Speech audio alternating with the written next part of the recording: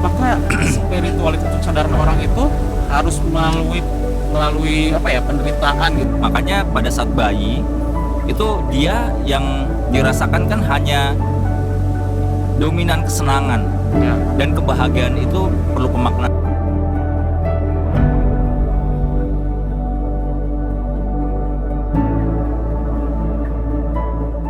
Oke, assalamualaikum warahmatullahi wabarakatuh. Waalaikumsalam Salam cinta kasih, warahmatullahi cinta wabarakatuh. damai, nama budaya, salam kebajikan. Nah, sekarang saya Riko, nggak penting siapa sayanya gitu, yang penting apa isinya gitu, apa pesannya, apa yang disampaikan. Sekarang saya sedang bersama Mas Roni gitu ya. Halo. Mas Roni ini sudah lama banget bergerak di bidang pendidikan gitu ya. Dan psikologi juga, seorang psikologi juga. Sarjana psikologi. Sarjana psikologi, oke. Nah, sekarang kita sebenarnya lagi liburan ya, Mas, sama anak dan keluarga di daerah Sentul, yaitu Kaliandra. Kaliandra. Perkemahan Kaliandra ya. Ah, Kita berkemah di sini. sedang berkemah. Oke. Ini Mas, ini terkait pertanyaan yang mendalam gitu, yang jarang orang nemuin jawabannya gitu kan. Rata-rata kebanyakan orang mencari selalu jawaban di luar. Nah, gue tertarik kemarin kita ngebahas soal mindfulness gitu, kesadaran Berat atau nih. spiritualitas gitu kan. Nah, apakah spiritualitas atau kesadaran orang itu harus melalui apa ya, penderitaan gitu, yang gak enak dulu, baru dia nyadar gitu, atau orang ibarat kata kita kepentok nih, kita sadar baru punya kepala gitu ya. Nah, itu gimana Mas? Menurut perspektif Mas Roni gitu. Oke, gimana ya? Oke, dicoba ya. Oke. Ini kita sama-sama belajar. Ya. Oke. Sebenarnya gampang sih. Orang saat bangun gitu ya, kan harus jatuh dulu gitu. Kan gampang kan? Kalau dia nggak jatuh, dia nggak menjiwai tuh makna artinya bangun gitu kan. Ya. Termasuk dari spiritualitas, tentu saja perlu mengalami berbagai pengalaman. Oke. Makanya kalau dalam Best Feeling Achievement ini salah satu program yang diandalkan di Rumah Belajar Bersama RBB, itu pemaknaan itu perlu pengalaman hidup. Makanya pada saat bayi itu dia yang dirasakan kan hanya dominan kesenangan, Ya. dan kebahagiaan itu perlu pemaknaan. Spiritualitas tuh perlu pemaknaan. Spiritualitas itu kebahagiaan. Kemudian tadi mindfulness itu juga konsep-konsep pemaknaan, sehingga hidup tuh menjadi berharga, berarti, ada tujuan. Oke. Jadi tentu saja memerlukan pengalaman, memerlukan suatu apa ya, hal-hal yang dirasakan tidak nyaman, tidak enak, kesusahan, karena tujuannya baik. Oke. Gitu ya. Bila disikapi dengan baik, begitu. Kurang lebih gitu. Oke. Mudah-mudahan menjawab. Oke. Berarti maksudnya kesenangan itu kalau secukupnya itu baik gitu ya Mas ya. Ya, Dan- kesenangan diperlukan karena kodratnya manusia tentu saja Ngejar. memerlukan kesenangan, karena otaknya itu kan perlu bersemangat, perlu jalan, karena menurut gua gitu, Ya. kesenangan itu salah satu yang diperlukan untuk bertahan hidup juga. Oke. Sama aja kayak makanan, kayak minuman.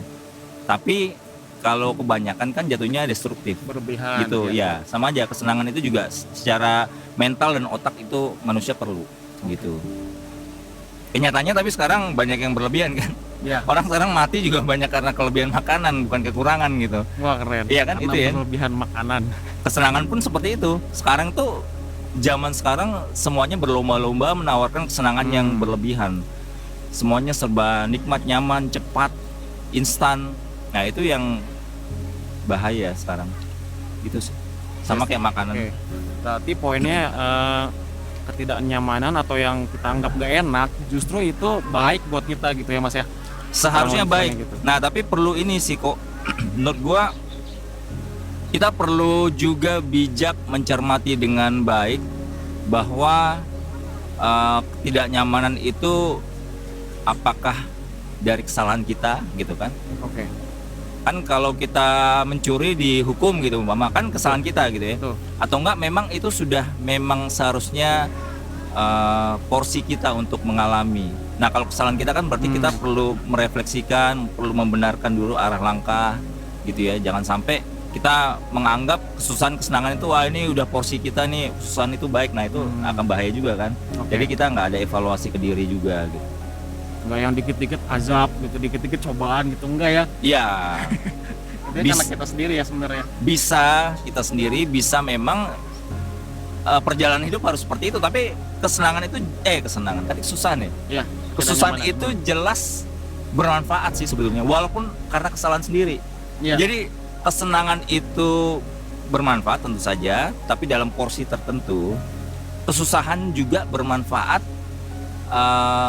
dalam segala hal, walaupun karena dosa kita, kesalahan kita pasti bermanfaat. Karena kesusahan kita menjadi berpikir, kita menjadi tangguh, diri kita menjadi dibangun Oke. gitu. Kesusahan jelas baik bila disikapi dengan baik gitu. Kesenangan baik kalau secukupnya gitu. Oke. Tagline-nya ini ya, Best Feeling Achievement, senang secukupnya, bahagia sepenuhnya. Kurang Nah, begitu. senang secukupnya, Bahagia sepenuhnya. bahagia sepenuhnya. Oke. Karena bahagia itu bukan kuantitas gitu. Kalau senang itu secukupnya karena dia bisa dibagi, makan enak, tidur enak, Ya, kopi ya. enak. Tapi kebahagiaan itu dalam dan dangkalnya. Kebahagiaan itu benar-benar rangkuman gitu, dalam dan dangkalnya. Itu kebahagiaan. Itu termasuk spiritualitas, termasuk mindfulness. Itu jadi satu frekuensi, selaras sih. Selaras menurut ya. gua. Nah, ini tadi kita udah menyinggung soal kebahagiaan gitu. Nah, kebahagiaan ini rata-rata orang itu ngelihatnya selalu mendapatkan gitu, Mas. Mungkin rada bias nih, kebahagiaan sama kesenangan tuh mereka masih sebenarnya beda loh gitu. Iya. Nah, Beda gimana banget nih sih. menurut pandangan Iya. Mas Tony? Coba. Nah, ini salah satu yang benar-benar ingin kami sampaikan gitu ya.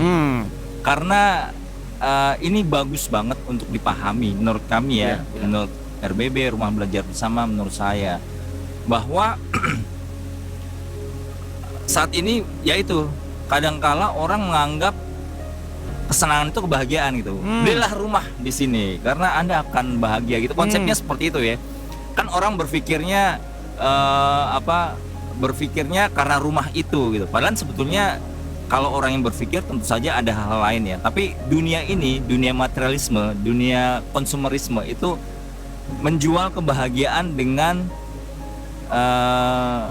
murah, yang harusnya itu kesenangan menurut gua. Nah, gini aja, kalau secara gampangnya kesenangan itu kan hal-hal yang terkait dengan tubuh, respon tubuh, kedagingan, yang indera, rasa, entah itu makanan, entah itu angin sejuk kita merasa enak, nyaman gitu ya, itu kesenangan. Kesenangan. Oke. Sementara kebahagiaan itu kita harus merangkum segala hal sehingga itu mempunyai makna yang indah, yang baik, dan ada tujuan, arah tujuan yang baik juga, sehingga akan mendatangkan kedamaian dan ketenangan. Nah, ketenangan itu kalau dalam Best Feeling Achievement itu diartikan tidak terburu-buru, tidak khawatir. Itu ketenangan. Sebenarnya irisan ketenangan dan kedamaian itu sudah ada sih irisannya, cuma kami mempermudah lah atau mengerucutkan konsep ketenangan itu. Nggak usah buru-buru, nggak usah khawatir. Karena khawatir kan orang terburu-buru kayak gitu ya. Itu nggak ada.